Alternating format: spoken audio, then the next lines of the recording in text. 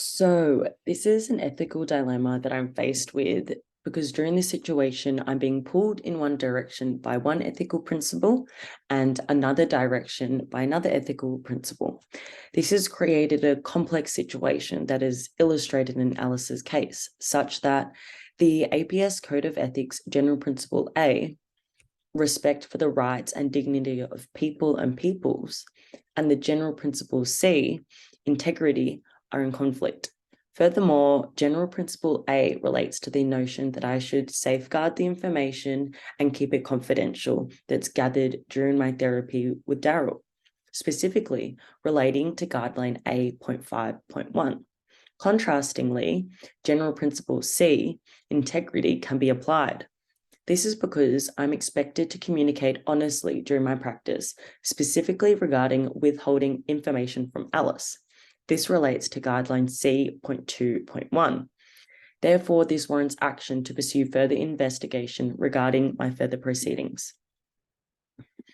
Stage 2 relates to the values trap, and this refers to when my personal values are in conflict with the code. Specifically, my personal values could influence my decision-making in this case due to me being an individual who really, truly values being truthful, such that in this case, I would really struggle holding such an influential piece of information about Daryl from Alice and not telling the full truth. This would have the potential to increase my stress levels and due to feeling guilty as I'm not completely being honest with Alice. Furthermore, previous studies have consistently demonstrated the association between increased stress and impairment in behaving appropriately as a psychologist. Additionally, reflecting on identifying as a female who came from a single mother household, I really empathize with the struggles faced by Alice and her child currently. Therefore, I may feel more morally obligated to continue therapy with her due to the similar nature of my own upbringing. This may impede my ability to be assertive to Alice regarding practicing ethical practice due to my own personal values and morals. Next, I'll be discussing the ethical rights and vulnerabilities in relation to Alice, Daryl, the child, and myself. So first, I'll be discussing Alice. Her ethical rights relate to, as mentioned prior, General Principle C, integrity, specifically C.2.1, communication, as she has the ethical right to have a psychologist who communicates honestly to her.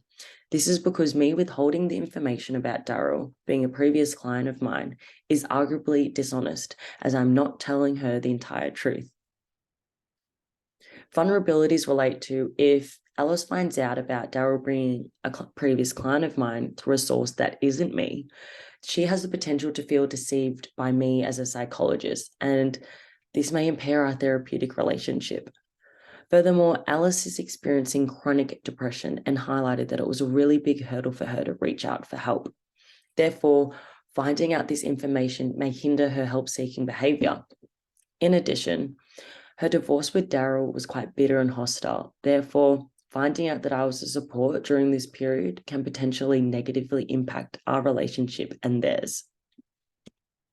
Next is Daryl. His ethical rights relate to, as mentioned previously, is the General Principle A, respect, specifically A.5.1, as this relates to the right to confidentiality, where I am expected to safeguard his information as he was a previous client of mine.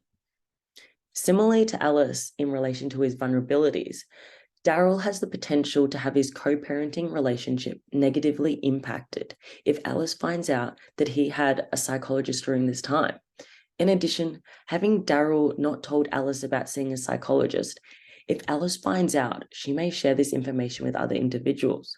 Moreover, Daryl may be more vulnerable to feelings of shame and social embarrassment for seeking psychological help. Previous literature has indicated that men experience increased stigma and negative attitudes when utilizing psychological services in comparison to women.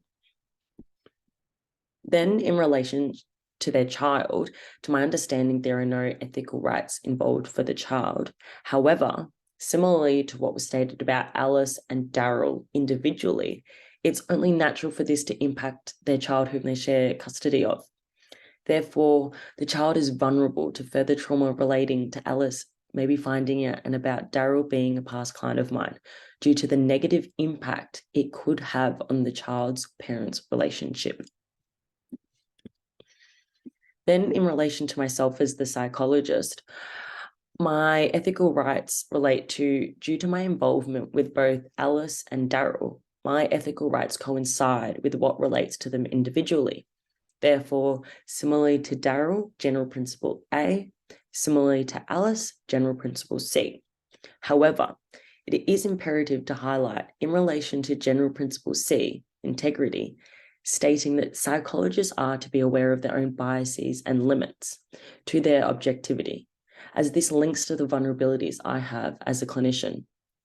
Specifically, in relation to me having preconceived ideas about Alice and Daryl's marriage from Daryl's perspective, therefore, I'm vulnerable to having prior judgments and biases towards what Alice shares, and therefore this could impact my ability to provide an objective service. Furthermore, this can increase my risk to complaints about my competency from Alice as a psychologist, as well as Daryl.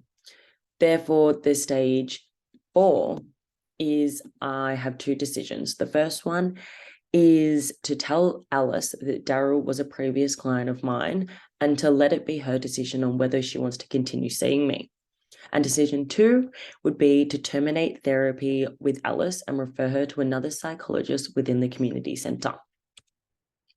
So decision 1, consequences, the positive one relates to that I'm acting consistently within the APS Code of Ethics Guideline C, integrity, due to communicating honestly during my practice and correcting any misconceptions held by Alice. In addition to reducing my risk of Alice pursuing a complaint regarding this guideline.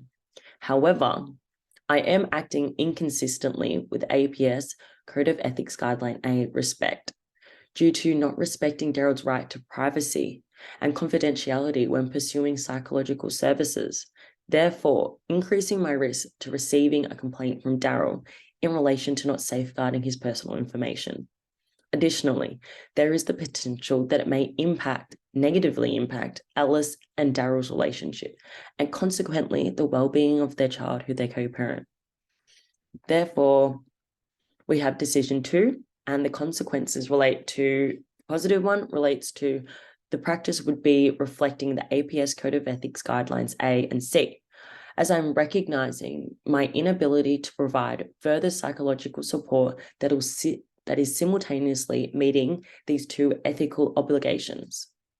Then the negative consequence relates to the contrastingly, in light of recognizing how difficult it is for Alice to pursue psychological help, termination of therapy with her may further impact her chronic depression experience.